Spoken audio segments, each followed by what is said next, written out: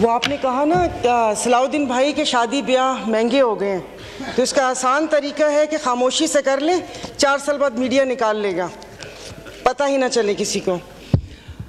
Speaker साहब, कल तो आए इसाक साहब और एक बम गिराकर चले गए, तो उनको वो रुके भी नहीं, आपने मुझे वक्त भी नहीं दिया।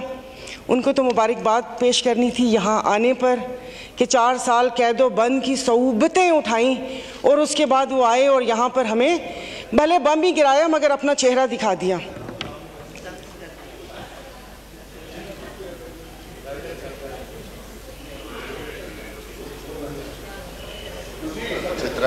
जी मोहतरमा सायरा बानो साहब। नहीं, वो मैंने कहा शायद ज़रूरी बात है मैं भी सुनूं कि कौन सा वो। तो जनाब स्पीकर, इधर जिससे भी पूछा उन्होंने कहा कि भाई ये जो IMF से मुआहदा हुआ है ये मुल्क के लिए बहुत ज़रूरी है और ये है वो है, तो मैंने भी कोई तनकीद नहीं करनी थी। अब जाहिर है पाकिस्तान को डिफ़ॉल्ट होता तो नहीं देख सकते, हालांकि गो कि इसमें मेरा कोई हिस्सा नहीं है, तो लेकिन मैंने सिर्फ वज़ीर ख़जाना साहब को एक रिक्वेस्ट करनी थी कि 15 और 25 वाले को तो छोड़ें, मुझे एक 50,000 वाले का बजट बनाकर दिखा दें। आप मुझे बजट बनाकर दिखा दें, मैं आपको इसको भी मैं आपको वोट दूंगी और आइंदा आने वाले आपके फैसलों को भी मैं सेकंड करूंगी। सर, ये कौन सी बात है कि आप आए, आप जिस दुख तकलीफ और कर्ब से गुजरते ही नहीं हैं, उससे गुजरते ही नहीं हैं, और आप यहाँ पर आके भाषण देते हैं कि ये हमें मुश्किल फैसले करने पड़ेंगे। मुश्किल फैसले अपने लिए करें ना, अपने लिए क्यों नहीं करते? अवाम को सादगी का दर्स दिया जा रहा है, इनके एक एक लिबास और इनकी अशिया जो इस्तेमाल करते हैं उनकी कीमतों का आपको अंदाज़ा है? डेली एक फ़ोटो शूट आता था, 15 लाख रुपए का कोट, 10 लाख का जूता, 15 लाख का स्कार्फ। ये एक पाकिस्तान जो डिफ़ॉल्ट हो रहा है, वेंटिलेटर पर है, उसकी आवाम को ये मजाक, एक तस्वीर ट्विटर पर डेली शेयर होती थी। मुझे सिर्फ एक 50,000 वाले के जीने का हक छीन लिए हैं उन लोगों से। आप मुझे बताएं कि ये पेट्रोल के लिए यहीं पर ही थे। मेरी एक और आपसे रिक्वेस्ट है कि कोई ऐसा रूल है कि जो हुकूमत है वो यहीं बैठी रहे और अपोजिशन के वो बेंच हो जाए, क्योंकि मेरे ख्याल में इन बेंचेस में, इन चेयर्स में कोई प्रॉब्लम है कि यहाँ पर बैठने वाला बोलता है और वहाँ पर जाकर सुम्मुन बुकमुन उम्यून बन जाते हैं ये लोग, इनकी ज़ुबान नहीं चलती। और यही जब मैं वहाँ पर बैठ के हुकूमत पर तनकीद करती थी तो यहाँ पर सब बैठे डेस्क बजाते थे।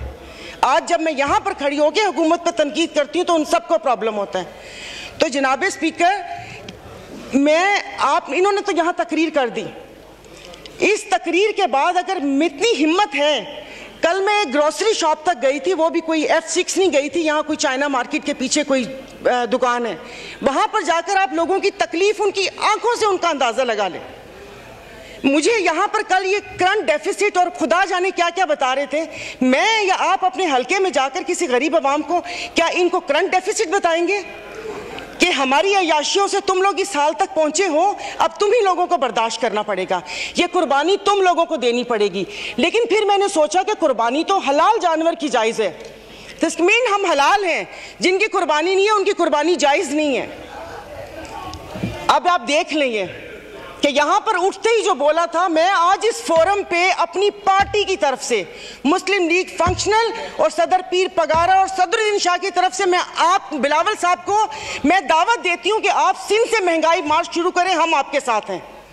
और मैं अपने MQM के भाइयों को यहाँ से यहाँ आए थे ना कि महंगाई है, तो ये वक्त है अपनी महाजर कौम के सारी गिले दूर करने का कि तब भी आप लोगों के साथ थे महंगाई के लिए और आज भी इस हुकूमत को लात मारी है इस महंगाई की वजह से।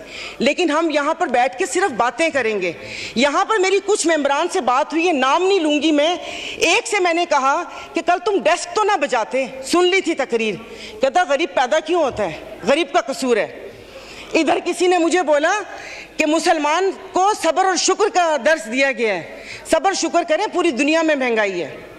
मैं टिम हॉटन्स और क्या कहते हैं PSL का मैच देखने वाले और कराची 2 दरिया में खाने वालों की बात नहीं कर रही, मैं उसकी बात कर रही हूँ जिसके 5-5 बच्चे हैं और एक बाइक है, वो पेट्रोल भरवाएगा, दवाई लेगा या क्या करेगा। इन्होंने यहाँ पर वो कहते हैं ना कि शहद में घोल घोल के यहाँ पर सारा ये बजट बता दिया। मैं वैसे लिखा हुआ पढ़ नहीं सकती इसलिए कि उसमें जज्बात नहीं होते, वो रीडिंग होती है जैसे कल परसों ये वजीर खजाना साका साहब ने आके बिना जज्बात के यहाँ पर आकर कागज पढ़ के और ये जा और वो जा दूसरे के ऊपर, और पीछे यहाँ पर बैठे हुए सारे पीछे डेस्क पे जा रहे थे कि उसने वो कर दिया, क्योंकि इनकी तो दुकान चल रही है। मैं उस दिन नहीं थी, मैं उनको खराजे तहसीन पेश करती हूँ मुफ्ती अब्दुल शकूर को कि जिन्होंने एटलीस्ट इन 2 वजारतों के कपड़े उतार कर हम लोगों को दिखाए। ये ऐसे नहीं होगा। मुझे बताएं कि वो अवाम ही नहीं रहेंगी तो आप लोग हुकूमत किस पे करेंगे? और बिजली की बात कर रहे हैं तो आप मुझे बताएं कि आईपीपीस के मुआहदे किसने किए थे? आईपीपीस के मुआहदे तो इन्होंने किए। स्पीकर साहब आपकी तवज्जो चाहूंगी। और कल उन्होंने कहा कि हुकूमत जैसे ही संभलने वाली थी तो सैलाब आ गया। तो जनाब स्पीकर मुझे माफ कर दीजिए, जिस वक्त सैलाब आया तो उस वक्त तो हम अपनी जिंदा दिली का सबूत दे रहे थे। 75 करोड़ आवाम के खून पसीने और टैक्स की कमाई से हम यहाँ पर तकरीबात कर रहे थे। और मजे की बात है, प्लीज मतलब मैं बहुत आराम से बात कर रही हूँ, कोई तंज नहीं करूंगी, कि अभी आइन की तकरीबात का आगाज हुआ है। क्या आइन के आर्टिकल 3 आई थिंक 27 या 35 36 आगे, क्या उस पर यह रियासत पूरा उतरती है? क्या हमारी जानो माल की हिफाजत है यहाँ पर? हमें बुनियादी सहूलतें मुयस्सर हैं यहाँ पर? मतलब हम लोग इतने नाक के पक्के हैं कि उस पर वो करके आइन की बात कर रहे हैं। और ये हालात इस नहद तक ना पहुंचाएं कि हम अपनी बड़ों की कुर्बानियों को बेफजूल समझें, क्योंकि गोरे से तो लेके रहेंगे पाकिस्तान, ये नारे लगाकर हमने आज़ादी तो ले ली, अब मैं किससे आज़ादी मांगूं? क्या गोश्त खाने के लिए हमने आज़ादी मांगी थी कि खुला गोश्त यहाँ पर खाने को मिल जाए? उसके अलावा तो कुछ भी नहीं है। और मुझे माफ़ कर दीजिएगा कि उस कश्मीर वाले दिन में यहाँ पर ना वज़ीर आज़म थे, ना वज़ीर ख़ारजा थे, ना दिफा मिनिस्टर थे, और ये यहाँ पर कश्मीर का वो हो रहा था। और जो मोदी की कहानी सुना रहे थे, मुझे तो एक सेकंड के लिए, मैं तो उस वक्त आई थी, मैं समझी कि आप शायद यहाँ के हालात सुना रहे हैं। मुल्क को पता नहीं आप लोगों ने कहाँ से कहाँ पहुँचा दिया।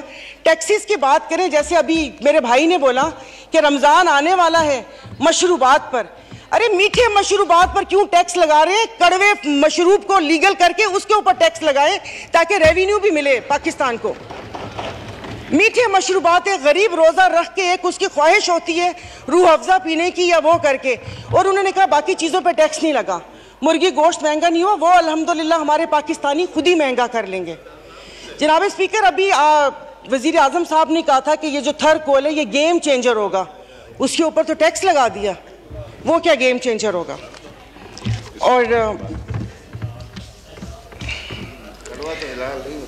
नहीं, उसको हलाल कर दे, मीठा तो गरीब पीते हैं, आप लोगों को उसको लीगल करके उसके ऊपर टैक्स लगा देना चाहिए। तो जनाब स्पीकर, ये सब बैठ के इसके मसले को, मेरी बात सुनिए मोहतरमा, मैं एक तवज्जो आपकी दिलाना चाहता हूँ कि सेनेट की तरफ से फाइनेंस सप्लीमेंट्री बिल पर सिफारिशात मौसूल हो चुकी हैं, जिनकी कापियाँ आपको मुहैया कर दी गई हैं, लिहाजा आप उन पर भी बहस करना चाहें तो कर सकती हैं। सर, अभी कौन सी कॉपियाँ? और आज हालात तो यहाँ पर है कि आज पावर की मीटिंग है और रात को 90 सफ़ों का एक पम्फलेट आ गया था, मैं 90 सफ़े रात को बैठ के पढ़ती और ये यहाँ पर आके करती। जनाब स्पीकर, ये ऐसी बात करते हैं यहाँ पर। अब मैं, सायरा बानो नाम है, एक्टिंग भी बहुत अच्छी करती हूँ। इन सब की आवाज़ के साथ इनको इनका कोरम याद दिलाऊंगी। जो यहाँ पर 5 दिन लगातार आप करो तो हलाल,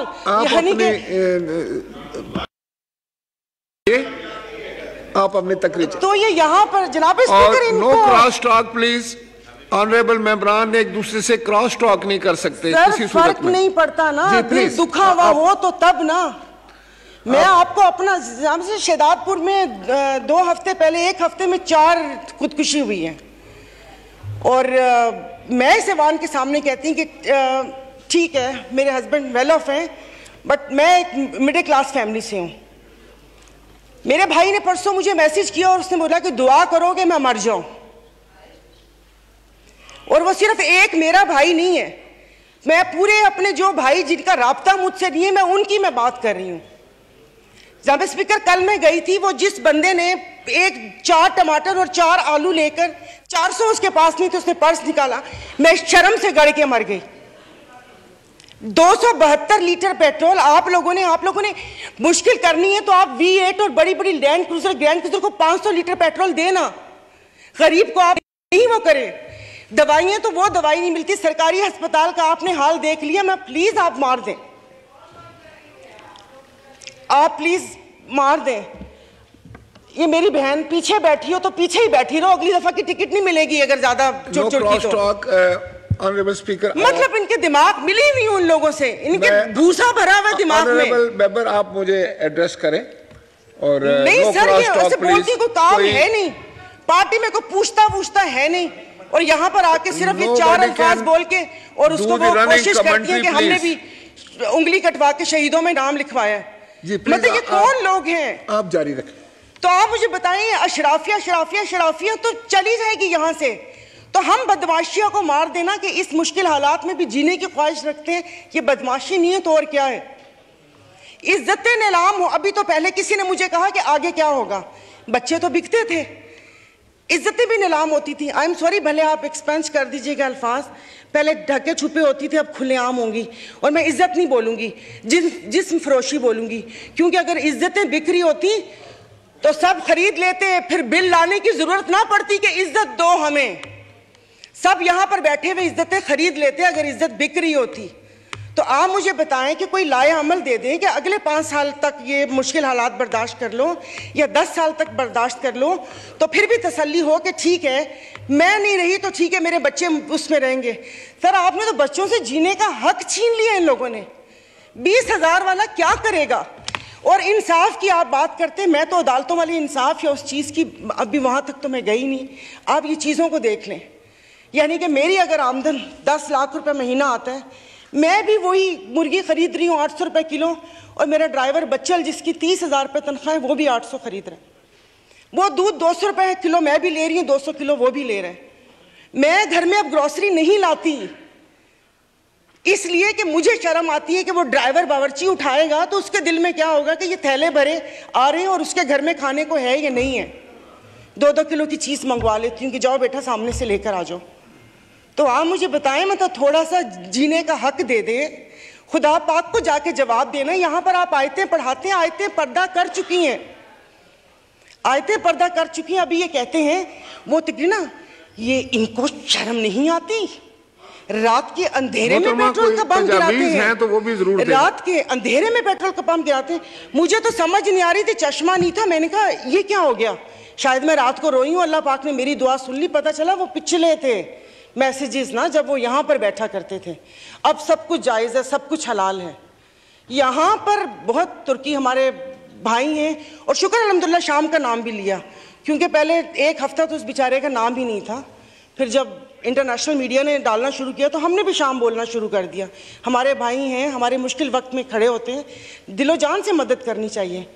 वहाँ पर जाने के लिए उतावले थे, कभी कहाँ तबाही आई हुई, उस दिन कोई पहुँचता है, उस दिन कोई पहुँचते जाएं तो तब कि आप अपनी वेल्थ में से, जैसे ये भाई ने बोला कि हम लोगों से तो ले ली तनख्वाह, अवाम से भी वो दे दिया, अवाम के पास है जो अवाम डोनेशन देगी, वहाँ पर अल्लाह पाक उनकी मदद करेगा। और वो रियासत माँ जैसी है, उनके हुक्मरान हमारे जैसे नहीं हैं, उनके लिए वो खड़े हैं। दबी हुई अवाम के लिए हम इज़ारे यकजहती के लिए बेचैन हो रहे हैं, लेकिन यहाँ पर जो मरी हुई फाकों से अवाम है उसके लिए कोई दिल में दर्द नहीं है।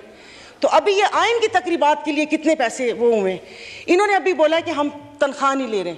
1,80,000 से क्या, ऐसे एक वक्त का खाना है, खाना पीना तो, लेकिन बाकी जो चीज़ें हैं वो, ये जो गाड़ियाँ, ये फ्यूल कार्ड, इनकी ताम झाम, इन सब पे कितना पैसा खर्च होता है।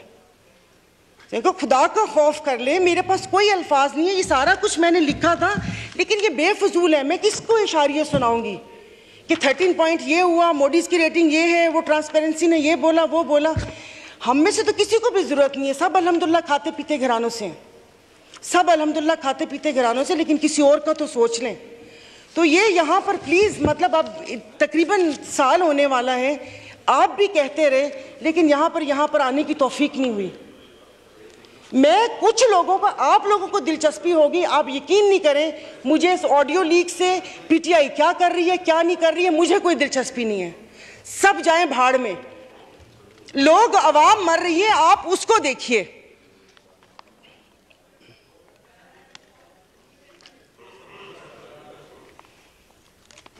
तो खुद ही कह लेते इनसे सिफारिश क्यों करवाएं। मोहतरमा कंक्लूड कीजिए, वाइंड अप कर ले। तो मैं वाइंड अप ही कर रही हूँ। मेरे पास तो कोई ज़ाहिर है वो इतने ना इशारिये हैं, ना मैंने मौशियात इतनी पढ़ी हुई है। कॉलेज नहीं था वो, ऐसे ही वो कॉलेज था, साइंस कॉलेज नहीं था, आर्ट्स कॉलेज था, समझ भी नहीं आती थी।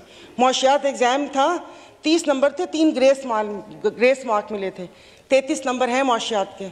और एक ही याद है कि इंसान मौशी जानवर है, लेकिन घर का किचन चलाती हूँ, घरेलू औरत हूँ, तो मुझे पता है कि ये सब, आई एम सॉरी, ये सब बकवास है ये जो बता रहे हैं। इससे ये होगा, इससे वो होगा, इससे ये होगा, इससे वो होगा। जिस वक्त खाना बनाने या किचन में खड़े ना, उस वक्त आटे दाल का भाव पता चलता है। शुक्रिया, बहुत मेहरबानी। और जो अमन और अमान का मसला है, वज़ीर दाखिला ऑडियो लीक्स पे बैठ के मुझे बताओ देने के बजाय मसला, शुक्रिया शुक्रिया। प्लीज पर्सनल अटैक्स न करें किसी पर भी, उससे इजतनाब फरमाएं। और जनाब डॉक्टर मोहम्मद अफजल ढांडला साहब।